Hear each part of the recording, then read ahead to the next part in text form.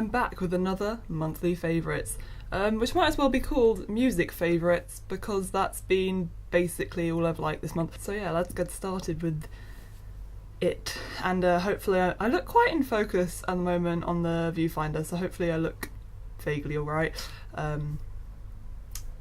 Yeah, let's start with Hello Darkness, my old friend.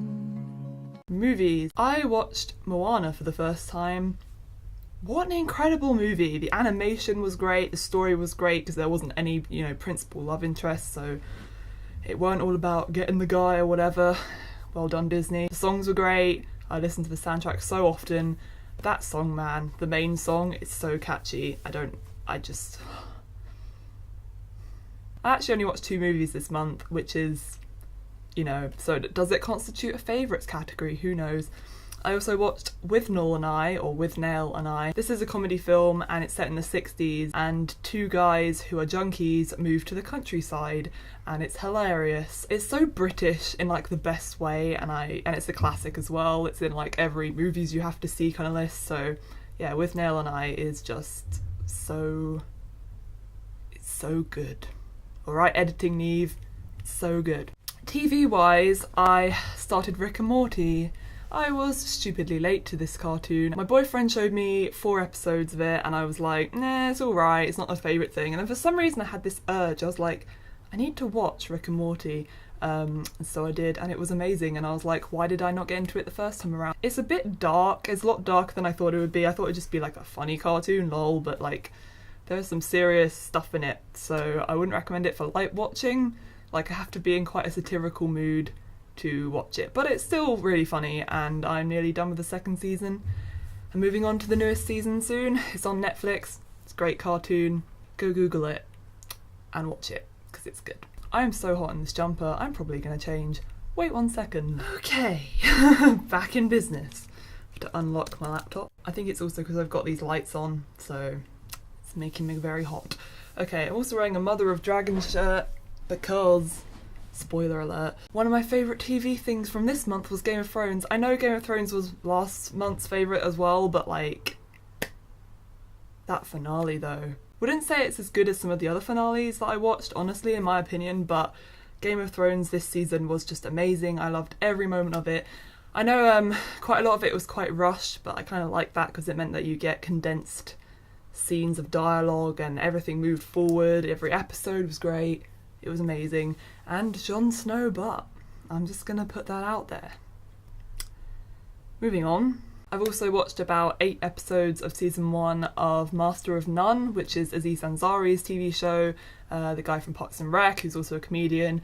And I have to admit, the first few episodes I was a bit like, but now it's really funny. It's really artistic and beautifully put together, and I think the 2nd season's probably better. I've heard that anyway, so I'm going to persevere and get through it. The main bulk of this favourites video is definitely going to be music. Most of these albums and bands that I'm about to recommend to you guys, loads of people already know about because I'm quite slow onto trends. I love Rammstein at the moment. I love Mutter, their album with like the baby on it, and it's very heavy metal, fairly repetitive lyrics, but you know what? I looked up the lyrics to of course I can't remember it. I'm just gonna look it up. Zwitter. It's German. It's a German band. Don't know how to pronounce it, but the lyrics to that, man, is beautiful. It's like poetry once translated. So yeah, kudos to Rammstein. I just thought they were kind of a jokey kind of lol. They're German aggressive band, lol. The lyrics of the songs are like beautiful and poetic and have loads of deep meanings, and obviously I'm a bit of a poetry fanatic, so yeah, definitely recommend that album. It's very good, and just Rammstein in general. System of a Down. I love System of a Down. I say that, and I hadn't listened to like a few, maybe like 2 albums of theirs, particularly Mezmerize. I've really got into that this month. I was looking up if they had any tour dates recently in the UK, and they don't. Sad times. Next band is Queens of the Stone Age. I am going to see them in November, and I'm very excited because I love them. It's like transcendent music. I love it. Particularly Songs for the Deaf this month I've been listening to, probably their more famous album, but they've also come out with an album like super recently, about a week ago or something, probably longer than that actually. It's really good. It's my favourite catchphrase, Code Orange. This is not to everyone's taste, this kind of style of music. It's very heavy, hardcore music. Bleeding in the Blur, which is off their latest album, is probably my favourite song. But yeah, and Forever is pretty good as well. But if you're really into that heavy kind of metal stuff, that is it's a great album, great band. Reba Myers, like goals, man. She's got beautiful hair. She's like so stern and cool, and it's probably a Scorpio, but I'm not gonna check that because whatever. Too lazy. I am gonna check that. Screw it. Oh, it doesn't say. She's not famous enough yet. If she's not a Scorpio or Capricorn, I'll eat my invisible hat. Okay, kind of moving away a little bit. I never really got into the Beatles when I was I'm not going to do that. So I've been listening to a lot of the Beatles, all of the classic albums, basically any album you can think of by the Beatles, I've been trying to listen to them. Again, like I said, not jumping on hype trains very often, me. That's not my way of life. But yeah, the Beatles have been one of my favourite songs, actually. Let's say that, so I don't just gloss over this. At the moment, from all different albums. Blackbird, She's Leaving Home. I love that song, it's so beautiful. Obviously Yesterday, but I already kind of knew that song because my dad loves that song, so Yesterday. Penny Lane is really good. Those are the main ones. Quite relaxing to listen to when you're just on the bus as well. Fun facts. Another classic. How many times have I said classic? Drinking Game, no, not really. Yeah, David Bowie. Again, never listened to David Bowie very much. I mean, I knew all of his classic songs, obviously, but yeah, I didn't listen to him a lot. So what have I been listening to from David Bowie that I like? Lady Grinning Soul, I love that. Nirvana covered The Man Who Sold the World, the song, but the actual album that song is from is absolutely incredible. Obviously it's by David Bowie, and my favourites on that album are probably Black Country Rock, Running Gun Blues, The Man Who Sold the World, obviously, and all the Mad Men, sorry. Again, quite relaxing actually to listen to on the bus. Because usually I listen to metal on the bus. I'm probably that person that people are like, can you turn your music down? It's just screaming. Ugh. Good choice for bus travel and walking and life. This is a bit of a random one. Johnny Cash. My dad loves Johnny Cash, and recently we've had a living room being redecorated and my dad put his music on, and every time a Johnny Cash song came on I was like, oh, what song is that? I love Hurt, which is the cover of a Nine Inch Nails song. I love I Walk the Line. I know everyone knows that, but whatever. Folsom, what's it called? Folsom Prison Blues? Yeah, and Ring of Fire. It makes you feel like you're in a Tarantino movie. Maybe that's just me, I don't know. Last band is Aerosmith. For some reason, like, the name Aerosmith never really jumped at me as someone that I would want to listen to. I don't know why, even though they're like a classic band. But I friggin' love Aerosmith, like, particularly their album Rocks. So friggin' good! I love Back in the Saddle. It's just, I love it, so good. The other main kind of area of favourites I've had this month, because I remember saying in my June-July favourites of this year that I cycle through different things, different genres of things that I like, has been YouTube, because, yeah, it's been a thing. So the channels I've been loving this month. Safiya Nygaard, who used to be part of BuzzFeed, has her own channel. The attention to detail that she puts into her YouTube videos are incredible. Videos where she does like dressing from different decades. She goes through like magazines from the period, and I'm like, Jesus wept. This girl takes research to a whole new level, in my opinion. I just think she's hilarious, and she jumps on these like funny trends and like shows them off. So for instance, she wore like see-through jeans and stuff. I just think it's, and walks around, super funny. Not that I'm a paragon of the, you know, YouTube excellence and you should come to me for channels to watch, but she's really great. I also stumbled upon Gillette this month, who is a YouTuber who does a lot of drawing. She's such a cool artist. She does sketchbook tours, a cool scene woman. I should probably take offence to being called scene, but anyway, Gillette, and she's got the most soothing, calm voice I've ever heard in my life, and every time I watch one of her videos, or just binge watch them, because that's probably what I do anyway, it just makes me feel very calm and centred and articulate, and it's like, just a nice voice.